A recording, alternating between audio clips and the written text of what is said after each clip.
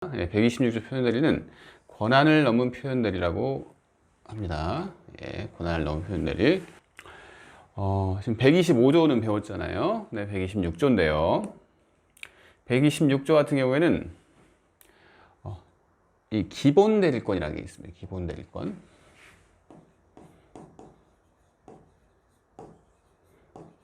우리가 지금 예를 한번 들어볼게요. 한번 예를 들은 적이 있는데 부부 사이에는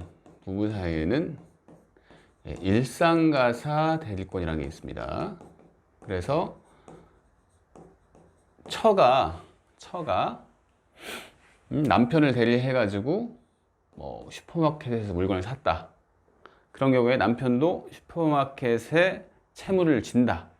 뭐 그런 얘기를 했었잖아요. 그래서 일상가사 대리권이라는 게 있습니다. 그래서 우리가 이 표현대리인을, 그러니까 표현대리는 무권대리인이죠, 원칙적으로. 이 표현대리를 처라고 생각을 해봅시다. 처.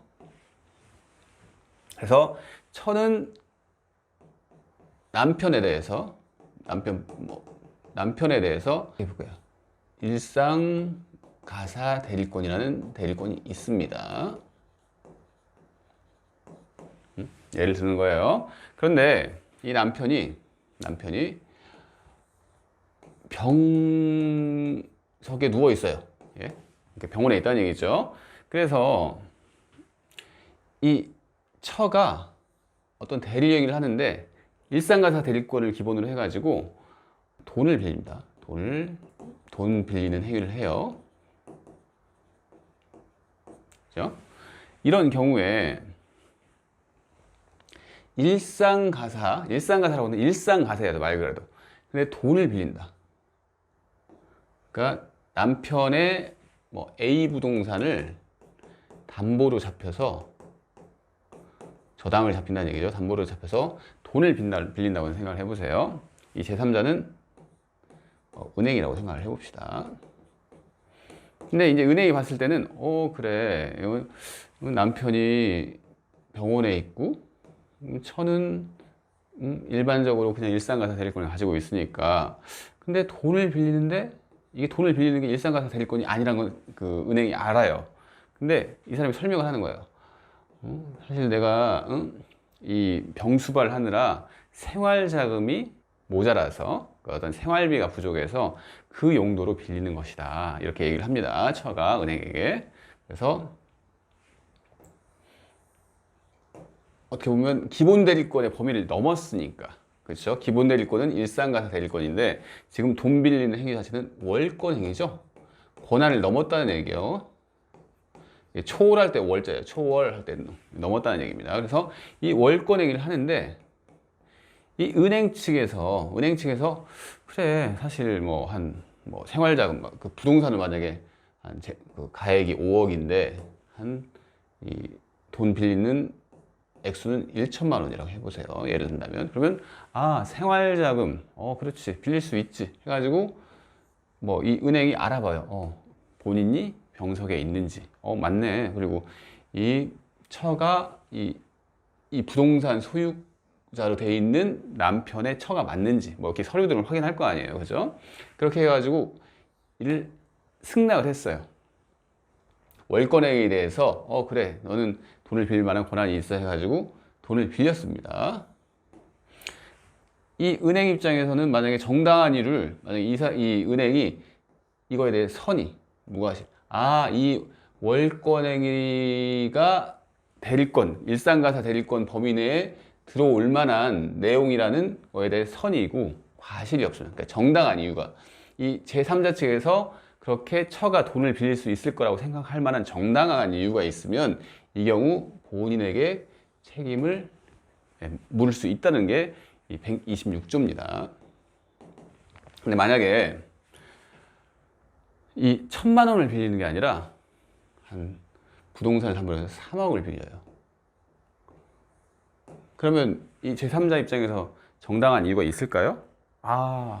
아무리 병석에 있다고 하더라도 이 남편의 부동산이잖아요. 남편의 부동산을 가지고 이렇게 저당권 설정을 하면서 3억씩이나 빌리는 건 정당하진 않겠죠. 이 제3자의 정당한 이유를 인정하기는 좀 어려울 거 아니에요. 이런 경우에는 정당한 이유가 인정이 안 되겠죠. 그죠? 126조를 판단하더라도. 이제 기본적으로 이런 내용을 아시면 됩니다. 아, 126조가 이런 거구나. 아, 기본적인 대리권이 있는데 그 기본 대리권을 벗어나는 어떤 월권 행위가 있을 때 제3자 입장에서 정당한 이유를 판단해서 정당한 이유가 있다고 생각을 하면 표현 대리가 성립해서 본인에게 법률 효과가 귀속되는구나 하는 게 이제 126조입니다. 그래서 이 그림에 이 126조의 요건은 다 나와요. 기본 대리권이 있을 것, 그다음에 기본 대리권을 넘는 월권 행위가 있을 것. 플러스 뭐가 있죠? 이 법률행위는 유효한 법률행위겠죠. 그러니까 기본 대리권을 넘을 뿐이지 유효한 법률 행위여야 합니다. 유효한 법률행위일 것. 우리 알잖아요, 그죠? 이것은 공통요건이라고 했잖아요. 그리고 제3자, 이 정당한 이유를 판단하는데 아 이걸 공통요건에서 선의 무과실이라고 얘기를 했었죠. 그래서 요건이 여기서 쭉 다 나옵니다. 이제 그 요건을 한번 이제 개념과 요건을 이렇게 이해를 하시면 되고요. 그리고 마지막으로 보면 이 기본 대리권을 우리 판례가 어떻게 판단하는지에 대해서만 한번 얘기를 하고 이제 책으로 가봅시다. 우리 판례는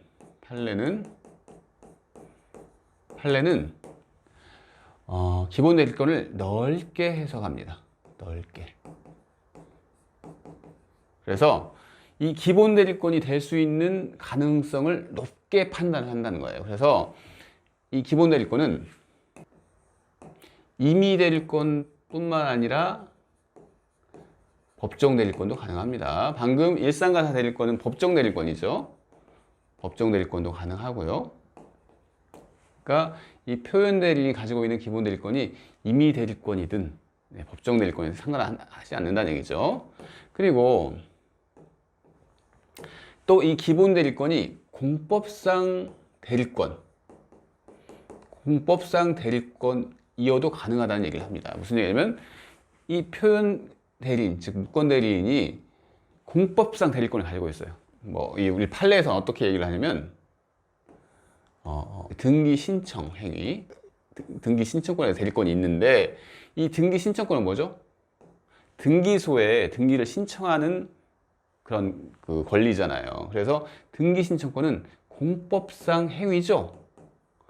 공법상 행위에 대해서 대리권을 가지고 있는데 이 사람이 이 등기 신청권을 기본 대리권을 해서 사법상 월권 행위를 했어요.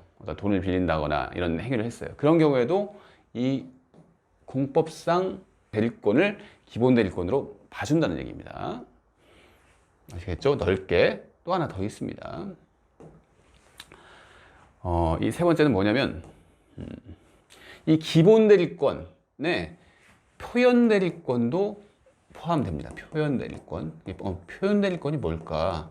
이것은 정식적으로 쓰는 용어는 아니에요. 표현 대리권이라는 얘기는. 근데 제가 한번 예를 한번 들어볼게요. 125조에 어떤 내용이 나오죠? 갑을명에서 저는 그 얘기를 들을 거예요. 이건 그 호텔 측이고 헬스클럽 그냥 영업하는 사람인데 이 호텔 측에서 호텔 지배인이라고 써있는 그 명함을 사용하는 거에 전혀 제재를 안 했어요. 심지어 자기가 그것을 인쇄해서 나눠줬어요. 누구에게? 이 병에게 나눠줬습니다. 이 사람이 대리권 수여 표시를 받은 거죠. 실제로는 대리권이 없는데, 그죠? 이게 이제 125조, 이게 가장 대표적으로 제가 예를 드는 건데, 그런데 이 을이라는 사람이 지금 딱 명함에 지배인, 헬스클럽 지배인 이렇게 써 있어요. 그러면 딱 봐도 헬스클럽이잖아, 헬스클럽. 근데 이 사람이 만약에 이 사람이 은행이라고 해봅시다. 생각을 해보자고요. 은행인데 이 헬스클럽 지배인이 어떤 명목으로 돈을 빌리냐면 옆에 있는 사우나 공사를 하는데 돈을 빌린다고 하면서 돈을 빌려요. 예를 드는 거예요. 어떻게 보면 헬스클럽 지배인이라는 그 명함을 가지고 그거에 넘는 월권 행위를 하는 거죠. 월권 행위를 하는 겁니다. 그죠? 사우나 지배인은 아니에요, 이 사람이. 그리고 실제로 뭐 그 헬스클럽 지배인도 아니고요. 그러니까 헬스클럽과 사우나는 전혀 별개인데 갑자기 이 명함을 가지고 이런 돈을 빌리는, 사우나에 관련된 돈을 빌리는 월권 행위를 하는 거예요. 그럼 보면 은행이 근데 만약에 이거에 대해서 정당한 이유가 있을 수도 있고, 주로 없겠지만 있을 수도 있고 없을 수도 있죠. 이런 경우에도 126조를 적용한다는 얘기예요. 그럼 여기서 기본 대리권은 뭐죠? 기본 대리권. 126조는 기본 대리권이 있어야 한다고 했잖아요. 그러면 여기서는 125조를 기반으로 해가지고 이 사람이 실제로는 대리권이 없지만 대리권이 있는 것 같은 외관, 그게 이제 대리권이죠. 그걸 표현 대리권이라고 얘기를 하는 거예요, 제가. 표현 대리권. 그래서 이런 경우에도 표현 대리권, 즉 125조랑 126조를 연합해 가지고 126조를 적용할 수 있다는 거예요. 아시겠죠?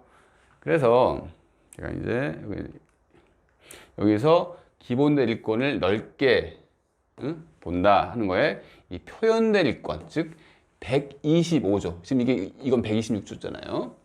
125조 플러스 126조도 가능하고, 그 다음에 129조, 이건 아직 안 배웠지만 129조를 바탕으로 126조도 이렇게 가능하다는 얘기입니다. 이런 125조, 129조에서 나오는 이 표현 대리권을 기반으로 해서 월권 행위를 했을 때 이 126조를 적용할 수 있다는 얘기입니다. 이 내용을 전반적으로 한번 생각을 해보시고 책을 보도록 하겠습니다. 이 이제 표는 같은 내용이니까 넘어가고요. 126조 한번 읽어볼까요? 126조는 뭐라고 써 있죠? 대리인이 그 권한 외의 법률 행위, 이게 뭐죠? 권한을 넘었다는 얘기죠? 월권 행위를 한 겁니다. 대리인이 기본적인 대리권이 있는 상태에서 월권 행위를 했다는 얘기입니다. 한 경우에 제3자가 그 권한이 있다고 믿을 만한 정당한 이유가 있는 때는 본인은 그 행위에 대하여 책임이 있다, 이렇게 얘기를 했습니다. 근데 여기서 조금 한번 생각해 볼게. 제3자가 권한이 있다고 믿을 만한 정당한 이유가 있는 때, 우리가 지금 표현 대리는 125조, 126조, 129조 이렇게 있다고 그랬잖아요. 근데 이 126조만 이 제3자에 대해서 그 사실을 뭐 몰랐다거나 뭐 선의인 경우에 하나예요. 뭐 제3자에 대하여 제3자 그 행위에 대해 책임이 있다, 뭐 이렇게 규정을 하는 게 아니라 126조만 이상하게 정당한 이유라는 이런 얘기를 썼다는 걸 한번 생각을 해보세요. 여기 126조는 125조랑 129조랑 좀 표현 형식이 다르구나. 아시겠죠? 이제 그 정도만 생각을 하시고 넘어갑시다. 그래서 1번은 이 예도 설명한 거니까 넘어가겠습니다. 그리고 요건도 기본 대리권이 존재하고 월권 행위가 있고 제3자는 정당한 이유가 있을 것. 이게 이제 요건 3개인데, 여기서 제가 이제 설명했던 내용들이 여기 나옵니다. 이제 기본 대리권은 임의 대리권, 법정 대리권 모두 가능합니다. 이건 기출이 된 내용이죠. 그러니까 이게 이제 한번 우리가 125조를 배웠잖아요. 125조는 뭐라고 하죠? 125. 그 제목에서 뭐라고 하죠? 125조. 그러니까 125조는 어떤 거냐면 125조가 갑, 을, 병 해가지고 수권행위가 없는데 마치 수권행위가 있는 것 같은 표시를 한 경우죠. 그죠? 그래서 이 125조는 임의대리권에만 적용이 돼요. 임의대리. 임의대리의 경우만 적용이 됩니다. 그러니까 을이 법정 대리인인 경우에는 이런 경우가 나올 수가 없죠. 대리권 수여 표시에 의한 표현 대리이기 때문에 대리권 수여가 뭐죠? 수권행위라는 얘기예요. 수권행위. 수권행위를 한 적이 없는데 수권행위를 한 것 같은 외관이 있는. 그래서 이 을은 무조건 임의대리인에 해당하는 형식을 떼야 합니다. 이 을이 법정 대리인이 되는 경우가 없어요. 125조. 125조는 이렇습니다. 그래서 어떻게 보면 125조와 126조는 여기서 차이가 있는 거죠. 아시겠죠? 그리고 이 두 번째도 설명을 했고요. 공법상 행위를 대상으로 하도록 가능하다. 그 다음에 표현 대리권도 기본 대리권이 될 수 있다.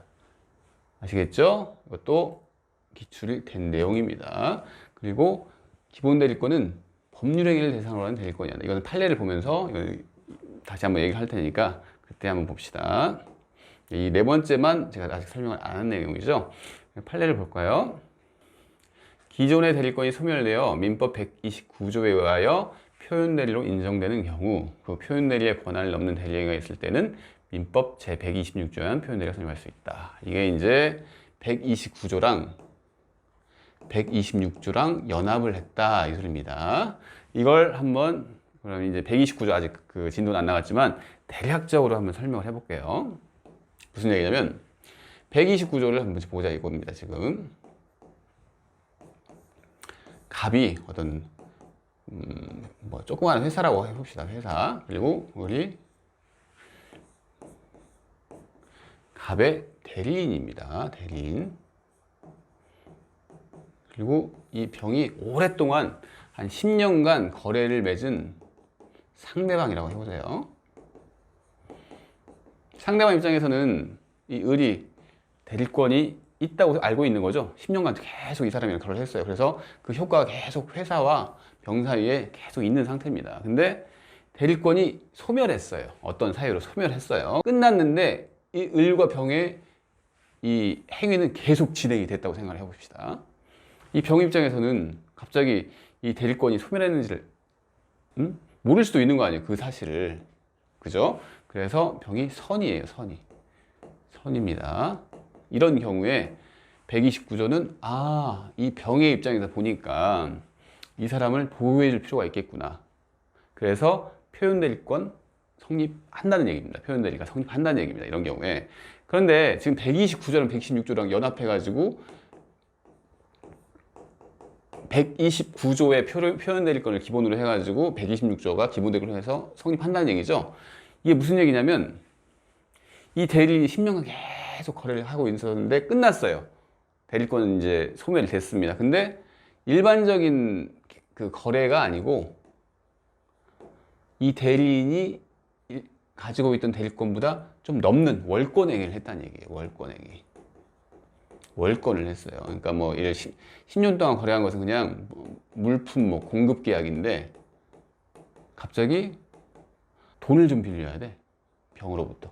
이게 우리 회사 때문에 돈을 빌려야 하는데 내가 이게 지금 너랑 계속 거래를 했으니까 회사가 이 돈을 빌리는 걸 하라네? 뭐 이렇게 얘기를 했다고 생각해 보세요. 월권 행위를 한 거죠. 그래서 이 기본 대리권을 가지고 소멸했지만 그 소멸했던 그 기본 대리권을 가지고 126조를 한 번 더 적용하자는 얘기죠. 그래서 이 경우에도 가능하다는 얘기입니다. 가능하다는 게 한번 126조를 판단해 본다는 얘기죠. 판단.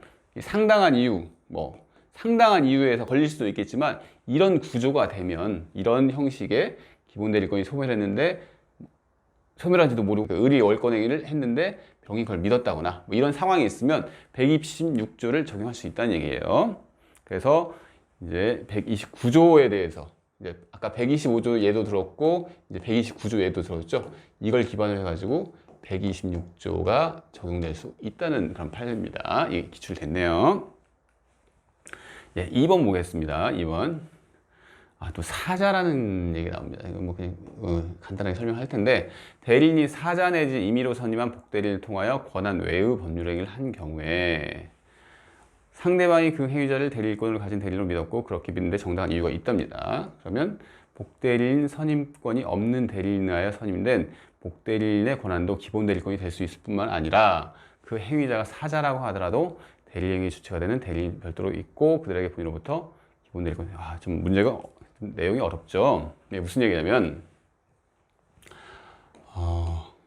갑이 있고 을이 있고 상대방 병이 있는데 지금 여기서는 제일 첫 줄에 나오는 걸 한번 봅시다. 복대리인 선임권이 없어요, 이 사람이. 복대리인 선임을 못하는 선임권이 없는 상태인데 이 사람이 복대리권 선임을 한 거죠. 그죠? 복대리권 선임권이 없는데 복대리인권 선임을 한 겁니다. 근데 이 복대리인이 이 사람이랑 이렇게 법률행위를 했어요. 예, 이런 구조입니다, 지금. 그래서 어떻게 보면 우리가 지금까지 배운 것은 이 을이 대리인이 이렇게 월권행위를 하는 건데 이 을 다시가 월권행위를 했어요. 근데 병 입장에서는 딱 보면 이 상황을 다 모를 수가 있죠. 이 사람이 복대리인 선임권이 있는지 없는지 모를 수도 있잖아요. 근데 이 월권행위에 대해서 정당한 이유가 있어요, 이 사람이. 월권행위를 믿는 데 대해서. 이런 구조인 경우에도 성립할 수가 있다는 얘기예요, 지금 126조가. 그러니까 126조는 어떻게 보면 이 기본 대리권을 상당히 넓게 보는 거예요, 넓게. 이런 상황에서도 기본 대리권이 될 수 있다. 복대리인 선임권이 없는 자로부터 선임된 가짜 복대리인이죠, 가짜 복대리인이 월권 행위를 하더라도 이 경우에 126조가 적용될 수도 있다. 이 얘기를 하는 거예요, 지금. 상당히 어려운 내용인데 여러분들이 이렇게 생각하면 돼요. 기본 대리권이 넓다고 했어. 126조에서는 기본 대리권이 아주 넓다고 했어. 그래서 표현 대리권도 되고, 표현 대리권이 된다는 얘기는 129조, 125조를 대리권으로 해가지고 기본 대리권을 인정한대. 심지어 이게 대리인이 직접 한 행위가 아니라 대리인이 복인권이 없는데 복대리인 선임을 해가지고 가짜 복대리인이 월권 행위를 하더라도 이 경우에도 126조가 적용이 된대. 이렇게 이해를 하시면 돼요. 내용은 좀 어려운데 이걸 일일이 다 이해를 하시면 좋은데 처음 공부하실 때는 어려운 판례라고 생각이 됩니다. 이 정도 판례는 어려운데 여러분들이 이 뉘앙스를 알면 이거 결론을 아니까 쉬워질 수가 있죠, 이 판례를 읽어볼 때. 그래서 여기서 또 사자라는 얘기가 나옵니다. 사자는 또 뭐야? 라이온? 라이온 아니에요, 이거. 라이온 아닙니다. 뭔 얘기냐면 사자는 심부름꾼이라고 생각하면 됩니다. 대리인은 그럼 심부름꾼이 아니란 얘기죠. 대리인은 우리가 갑을 이용하면서 이 대리 행위를 할 때 이 사람이 다 의사도 결정을 하고 그에 따른 표시 행위도 하는 거죠. 이 대리 행위가 만약 계약인데 이 을이 이 계약을 다 알아서 하는 거예요, 알아서. 그래서 이 사람이 이 효과 의사도 결정하고 표시 행위도 이 병원에 하는 겁니다, 대리 행위는. 그래서 그 자를 대리인이라고 하는데 이런 상태랑 비슷한데, 그러니까 본인, 대리인, 상대방 이 구조는 비슷한데 이게 이제 대리인이 아니에요. 이걸 사자라는 어떤 심부름꾼이 있어요. 그 심부름꾼은 어떻게 하냐면 이 사람이 갑이 을을 불러가지고 내가 병한테 이런 얘기를 하고 싶은데 네가 그걸 전달해줘라. 내가 했던 얘기 기억하지? 전달해줘라. 그러면 사자는 이 사람이 했던 내용을 그대로 기억해서, 그러니까 이 사람이 효과 의사를 다 결정을 하는 거죠. 난 이런 의사 표시를 할래. 그걸 전달만 하는 겁니다. 여러분 2번 볼 때 사자 이것도 오케이, 기본 대리권 되고, 그 다음에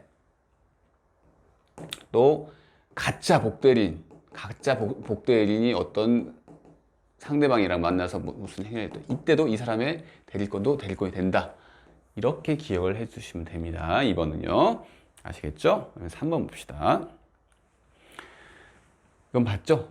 등기 신청 행위, 공법상 행위, 공법상 대리권. 이 경우에도 126조가 적용된다는 얘기입니다. 그리고 4번 봅시다. 민법 제126조의 표현 대리가 성립하기 위해서는 무권 대리인에게 법률행위에 관한 기본 대리권이 있어야 하는 바, 위임받은 고객유치, 투자 상담, 권유 등의 업무는 사실행위에 불과하므로 이를 기본 대리권으로 할 수 없으니까 126조가 적용되지 않는다고 합니다. 이게 무슨 얘기냐면 지금 사실행위예요, 사실. 이 사람이 할 수 있는 얘기가 사실행위입니다, 사실행위. 사실행위는 기본 대리권이 안 된다는 얘기입니다. 그래서 제가 좀 이따 이제 판례 본 다음에 설명한다는 얘기가 이거예요, 지금.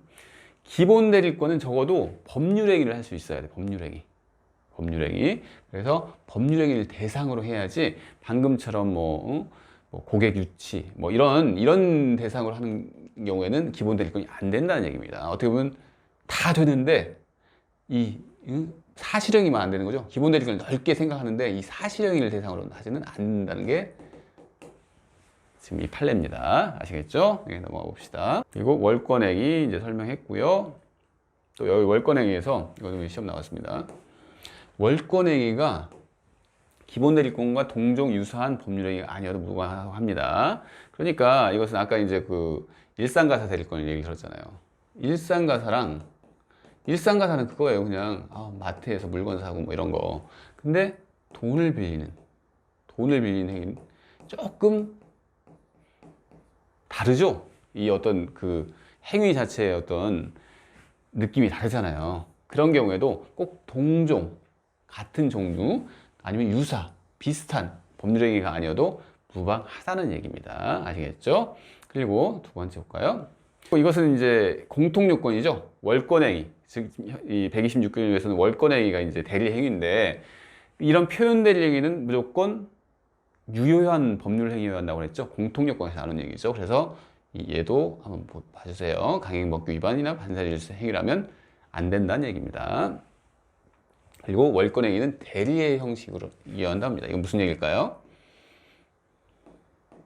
대리 구조가 만들어져야 한다는 얘기예요. 그러니까 대리 구조라는 건 이 갑, 을, 병 이런 삼면 관계가 형성이 돼야지 이 표현 대리가 논의될 수 있다는 얘기입니다.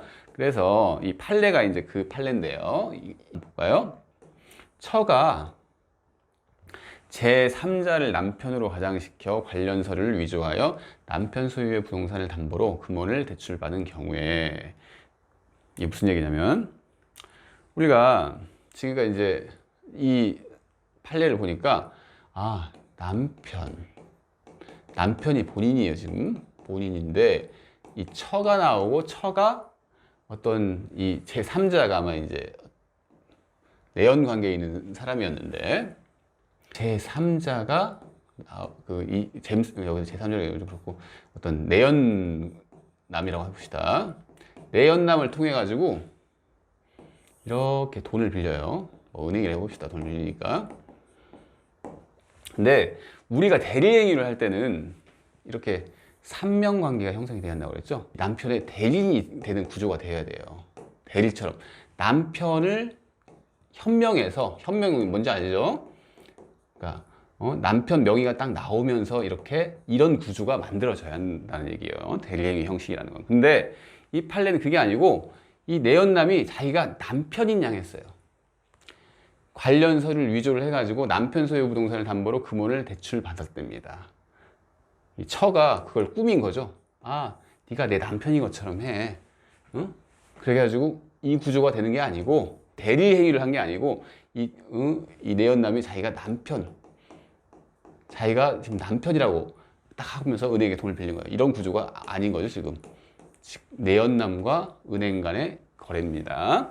그래서 남편 소유 부동산을 담보로 금원을 대출하는, 다시 읽어볼까요? 민법 제126조의 표현 대리는 대리 의사를 가지고 권행위를 하는 경우에 성립하고, 사술, 그것은 거짓입니다. 거짓을 써서 이와 같은 대리행위의 표시를 하지 아니하고 단지 본인의 성명을 모용. 본인은 누구죠?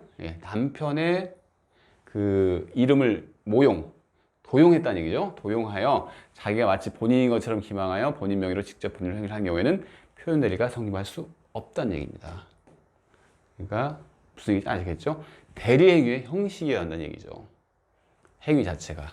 근데 여기는 대리행위 형식이 아니라 가짜로 자기가 남편인 양 해가지고 법률행위 한 거니까 대리행위 형식이 아니라서 126조가 적용될 수 없다는 판례입니다. 기출이 됐습니다. 3번 볼까요? 지금 요건을 보고 있죠? 제3자가 정당한 이유가 있을 것 하면서 구체적으로 봅시다. 이 첫 번째 것은 했던 얘기죠. 상대방만이 표현 대리를 주장할 수 있고 전득자, 이런 사람들은 주장할 수 없다고 했습니다. 그리고 두 번째 봅시다. 정당한 이유의 의미에 대해서 판례는 그냥 다른 125조나 129조처럼 이를 선의 무과실, 제3자가 선의 무과실을 일면 된다 이렇게 판단을 하고 있어요. 이 판례는 학설은 꼭 그렇지는 않습니다. 근데 학설은 알 필요는 없죠. 그 다음에 정당한 이유의 판단을 월권행위 당시를 기준으로 합니다. 무슨 얘기냐면 우리가 법률행위를 판단할 때는 무조건 그 법률행위 당시를 기준으로 판단을 해야 돼요. 당시를 기준으로. 그래서 이 기본 대리권을 가지고 있는 표현 대리인이 월권행위를 할 거 아니에요. 그 기준을 월권행위 당시를 기준으로 정당한 이유를 판단해야 한다는 얘기입니다. 그래서 이건 기출됐습니다. 그다음 입증 책임 얘기가 나오는데 판례는 상대방이 부담한다고 하네요. 이게 그래서 왜 학설을 여기 학설을 다수설은 이런 경우에 아까 보면 그 판례는 선의 무과실이라고 했잖아요. 선의 무과실이라고 하면 125조랑 129조랑 어떤 균형상 당연히 제3자가 선의 추정을 받으니까 본인이 입증 책임을 져야 하는 게 맞는데 이 판례는 무턱대고 선의 무과실이라고 해놓고 상대방이 부담한다고 합니다. 본인이 부담하는 게 아니라. 그래서 이것은 여러분들이 126조는 규정 내용도 좀 다르고 규정 내용이 다른데 이 판례는 뭐라고 얘기를 하냐면 정당한 이유에 대해서 제3자가 입증 책임이 있다 이렇게 얘기를 하는 거예요. 아시겠죠? 그래서 판례는 이때는 상대방이 이유도 없이. 근데 학설은 뭔 얘기지? 선의 무과실이면 당연히 본인이 입증해야지 이렇게 그 논리 일관되게 그 평가를 하려고 하고 판례는 정당한 이유 이 문헌 자체가 좀 다르지 않느냐 하면서 정당한 이유는 제3자가 입증을 해야 한다 이렇게 얘기를 하고 있습니다. 예, 판례 봅시다. 표현 대리 효과를 주장하려면 상대방의 자칭 대리인에게 대리권이 있다고 믿고 그와 같은 믿는데 정당한 이유가 있을 것을 요건을 하는 것인가. 아시겠죠? 정당한 이유가 하는 것인가. 여기에 정당한 이유의 정부는 대리행위가 행해질 때 아까 봤던 내용이랑 행해질 때를 기준으로 하고 그 차후의 사정 고려할 필요가 없다는 얘기죠. 1번 봤고요. 처가 특별한 수건 없이 남편을 대리하여 채무 보증 행위를 하였을 경우에 특별한 수건 없답니다. 그러니까 일상가사 대리권을 가지고 제 126조를 한 그런 경우 같은 거예요.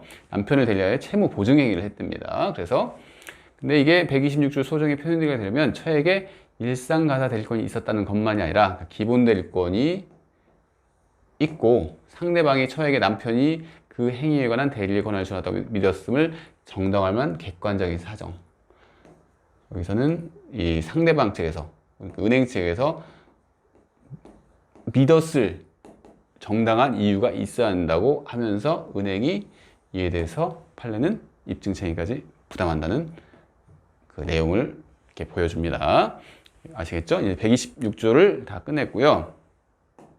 마지막입니다. 이제 표현들이 마지막 129조의 표현들을 봅시다. 129조는 129조 설명을 뭐 126조 하면서 다 했어요. 그래서 특별히 설명할 건 없는데 제일 처음에 대리권이 있었어요. 아까 뭐라고 했죠? 어떤 회사하고 이 사람이 대리인이었습니다. 10년간 계속 거래를 했어요. 어떤 상대방이랑 이 대리인이. 근데 대리권이 있다가 대리권이 갑자기 없어졌어요. 소멸됐다는 얘기죠. 근데 상대방은 그 사실을 몰라요. 만약에 모르는 경우에요. 상대방은 그냥 10년 동안 거래를 했기 때문에 계속 거래를 한 거예요. 대리권이 없는지도 모르고. 이런 경우에 대리권 소멸 후에 대리행위를 했다. 그런 경우에는 상대방은 좀 보호를 받을 필요가 있겠죠. 그래서 본인한테 효과가 귀속이 됩니다. 이게 이제 129조입니다. 129조. 여기서도 요건이 다 나오죠. 제일 처음에 기본 대리권이 있었다. 기본 대리권을 하지 말고 대리권이 있었다. 대리권이 있다가 대리권이 없어졌다. 그러니까 대리권이 소멸됐다. 근데 대리권 소멸 후에 대리행위를 했다. 상대방은 이 사실에 대해서 선의 무과실이다. 그러면 129조가 적용돼서 본인에게 효과가 귀속된다. 이게 이제 129조 전부입니다. 책으로 다시 가볼까요? 예, 다음 페이지 보겠습니다. 129조. 대리권의 소멸은 선의의 제3자에게 대항하지 못한다고 합니다. 그러나 제3자가 과실로 인하여 그 사실을 알지 못한 때는 그러하지 아니하다. 그러니까 선이 무과실에 제3자만 129조가 적용돼서 본인에게 효과가 기속된다는 그 얘기죠. 지금 얘기가요. 의 봅시다. 기존에 대리권이 있었으나 표현대리 행위 당시에는 대리권이 소멸된 상태인 경우, 그러니까 원인된 법률관계의 종료나 수권행위 철회 등에 의해서 대리권이 소멸한 거예요. 그죠? 그런 경우에 예를 볼까요? 위임관계가 종료되어 대리권이 소멸하였으나 대리행위를 그냥 한 거예요. 아시겠죠? 위임관계가 종료되면 원인된 법률관계가 종료되니까 대리권 소멸 사유죠. 임의대리의 특이한 소멸 사유잖아요, 이게. 그래서 대리권이 소멸했어요. 근데 소멸했는데도 계속적 거래관계라고 생각을 해보세요. 근데도 대리행위를 했어요. 그런 경우, 또는 이혼을 했어요. 근데 일상가사 대리권을 행사를 했답니다. 이런 경우도 있겠죠. 그럼 이혼하면 일상가사 대리권이 없어지는 거잖아요. 그죠? 그래서 근데 상대방이랑 거래를 했어요. 이런 경우에 적용된다는 얘기입니다. 129조가. 그리고 밑에 보면 129조의 표현대리는 모두 적용되겠죠. 그러니까 125조만 대리권 수요 표시에 의한 표현대리, 대리권 수요 표시, 이 경우만 임의 대리에 한정해서 적용되고 126조든 129조든 다 임의 대리, 법정 대리에 다 적용된다는 얘기죠. 성립 요건 볼까요? 성립 요건 다 봤는데 존재하였던 대리권이 소멸할 것 아시겠죠? 그리고 애초부터 대리권이 존재하지 않았으면 129조는 적용돼서 없겠죠. 판례는 대리권 소멸 후 복대리인을 선임하여 복대리인이 복대리 행위를 한 경우에도 129조를 적용한다고 합니다. 이것도 좀 어려울 수가 있는데 이것은 어떤 얘기냐면 좀 설명할 게 많습니다. 본인이 있고 대리인이 있고 상대방이 있습니다. 똑같은 사실관계로 한번 설명해 볼게요. 이 사람이 10년간 계속 거래를 했어요. 우리가 지금 129조는 이게 기본이잖아요. 이렇게 생긴 게. 근데 이 형태가 아니라 보면 무슨 얘기냐면 대리권이 소멸 후에 복대리를 선임했대요. 대리권 소멸했는데 복대리를 선임할 수 있나요? 안 되죠. 복대리인이 나옵니다. 어떻게 보면 가짜죠, 가짜. 가짜 복대리인이 이렇게 상대방이랑 법률행위를 한 거예요. 이런 경우에도 상대방 입장에서는 큰 차이가 없어요. 대리인이, 내가 알고 있는 대리인이 자기가 좀 힘에 붙였는지, 나이가 한 70세라고 해봅시다. 아유, 이제 복대리인을 막 선임해가지고 일을 하는구나. 이렇게 생각을 했어요, 상대방이. 이런 경우에도 129조가 적용될 수가 있다고 합니다. 그러니까 이 사람이, 그러니까 원칙적인 형식, 대리인이 대리권이 있다가 대리권을 소멸한 경우나 대리인이 가짜 복대리인을 선임해가지고, 그러니까 대리권이 소멸한 후에 복대리인을 선임했으니까 이 사람이 행위를 한 거나 어차피 대리권 소멸한 다음에 행위를 한 것은 똑같고 상대방은 이를 믿은 것도 똑같은 거죠. 그래서 이런 경우에도 129조가 적용될 수 있다는 그런 판례예요. 판례 봅시다. 표현대리라고 하는 것은 외관적 사실을 야기하는 데 원인을 준 자는 그 외관적 사실을 믿음에 정당한 사유가 있다고 인정되는 자에 대하여 책임이 있다고 하는 권리외관이론. 권리외관이론이 이 얘기입니다. 외관이 있는데 그 제3자가 믿었을 경우에 그 믿음에 어떤 보상을 해줘야 한다. 이게 표현대리 법리예요, 법리. 근데 여기까지는 그냥 쭉 읽어보시면 되는 거고요. 대리인이 대리권 소멸 후에 직접 상대방 사이에 대리를 하는 경우, 일반적인 경우죠. 이게 129조의 일반적인 경우입니다. 대리인이 대리권 소멸 후 직접 상대방 대리를 하는 경우 뿐만 아니라 대리인이 대리권 소멸 후에 복대리인을 선임하여 복대리인으로 하여금 상대방과 대리를 하도록 한 경우에도 이걸 믿었다면 적법한 대리권으로 믿었고 제3자가 믿었죠. 이에 대해 과실이 없다면 제3자가 과실이 없어야지, 선이 무과실이어야지 그 129조 적용되잖아요. 성립할 수 있답니다. 아시겠죠? 1번 그런 판례고요. 2번 볼까요? 2번은 129조 플러스 126조가 된다는 그런 판례입니다. 129조 플러스 126조 나오죠? 급할래입니다. 그러니까 넘어가겠습니다. 두 번째, 소멸된 대립권의 범위 내에 표현되려 할 것. 소멸된 대립권의 범위를 넘는다면 129조를 기반으로 해서 126조는 성립할 수 있다는 얘기입니다. 그죠? 129조를 적용하는 것이 아니라 129조의 표현 대립권을 바탕으로 이런 경우에는 126조가 적용되는 거죠. 그죠? 126조가 적용된다는 얘기입니다. 그리고 표현 대립, 이것은 했던 내용입니다. 유효한 법률 해야겠죠? 똑같은 내용이고요. 상대방이 선의 무과실 것을 요구하죠.